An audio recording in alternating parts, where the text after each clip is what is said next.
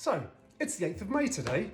It happens to be Mother's Day here in America. So to all of you mothers out there, I just want to say Happy Mother's Day. It's not Mother's Day in England, but I still call my mum anyway. It was Mother's Day there back in March. Anyway, that's not what I'm going to make a drink about. It turns out that I was informed by my friend Cindy, who used to be one of my son's preschool teachers at the WSU Children's Centre, that today, it turns out, is National Outdoor Intercourse Day. I shit you not. And not only that, it is a thing. I did my research. Sure, I read a couple of websites, so it seems to be a thing. And it turns out that not only is it a thing, but it came from the Pacific Northwest. And not only did it come from the Pacific Northwest, it actually originated at Washington State University, which is why I'm wearing a hoodie with the WSU logo on it, which is a cougar head.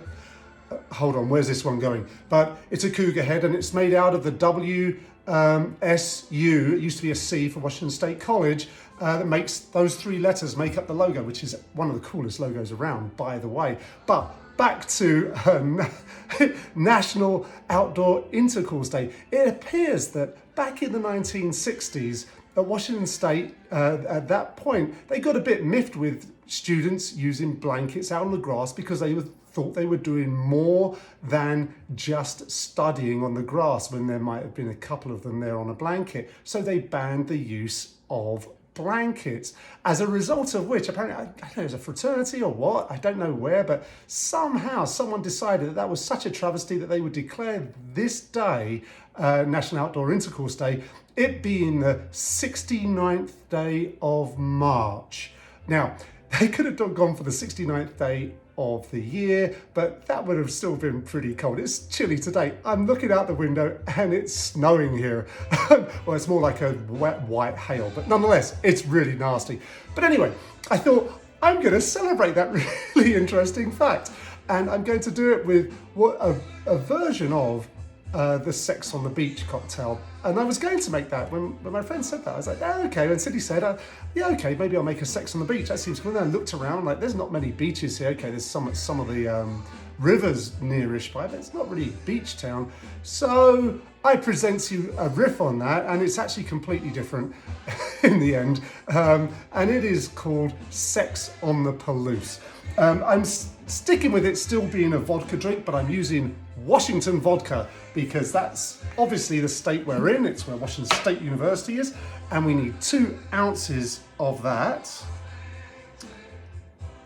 Just gonna pour that straight into our, I've got that a bit too close to my glass there, straight into my cocktail shaker that already has a bunch of ice in it, like so.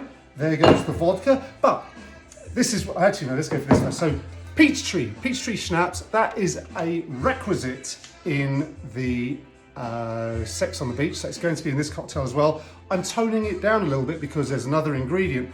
Instead of equal measures, which it more or less is, I'm going to put in a ½ ounce of peach schnapps.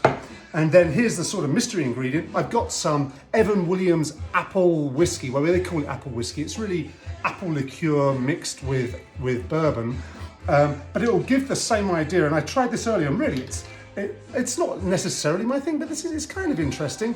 But a little of this goes a long way. So you don't want too much in there. So once again, I'm going to soup. You really can smell the apples. Now, the reason why I'm going for apples, of course, is because, well, we grow a lot of apples in Washington. Famously, we grow a lot of apples in Washington. And in fact, the state rivalry between Washington State University and the University of Washington, when we play in sports, is called the Apple Cup. So what about them apples, eh? Anyway, ½ ounce of this apple whiskey. And then we are going to go with some pineapple juice. Sex on the Beach typically has orange juice or orange and pineapple. I'm going just for pineapple juice because what I want, that's what I squeezed earlier. No, of course I didn't. I'm going for just the pineapple juice, 2 ounces of that, by the way. And the reason for that is I want a slightly lighter color because I want something that's going to sort of get the feel of the wheat fields out here, right? The Palouse is surrounded by wheat fields. Now, I can't really get a wheat color for this drink I'm going to make, but you know, because unfortunately after those 2 ounces of that, I'm going to have to put a little bit of cranberry juice as well. That's also in the original cocktail. So this is a kind of riff on that, as I've said, but I'm going to tone this down as well. It will still add a pink element to the drink, but you know, for this kind of day, maybe a sort of what we might consider a more romantic colour. Maybe that's no bad thing at all. I mean, and talking of romance, I don't know if you can hear that. I was struggling trying to decide what music would I play with this video, and it turns out who else I'm going to go for except for the king of love himself, a spot of Barry White. I mean, it was just perfect as it came together. Anyway, I'm sorry, I'm having far too much fun with this cocktail. Anyway, all we got to do now is give it a really good shake.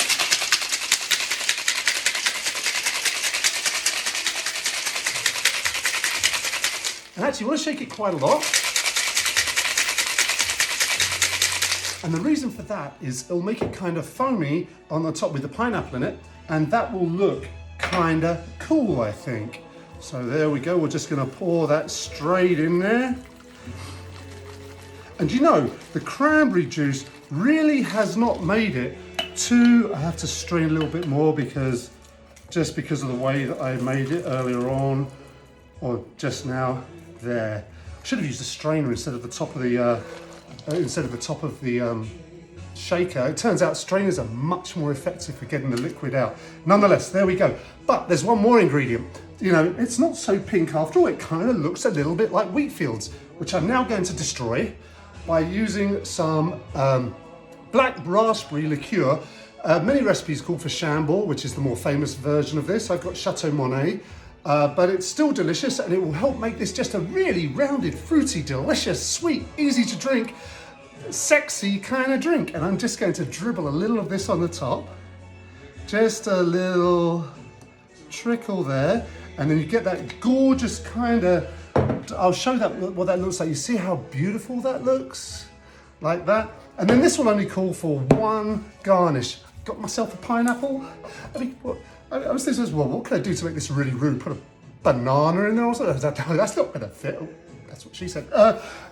But a piece of pineapple. I think that just looks the best. It gives the feeling of that wonderful kind of holiday kind of drink. You know, it'd be easy to drink and it's going to look good. You just put that on the top of there, if I can manage that. That looks great. I've got myself a paper straw, and let's see what we've got. Ah, that's fantastic. Go Cougs!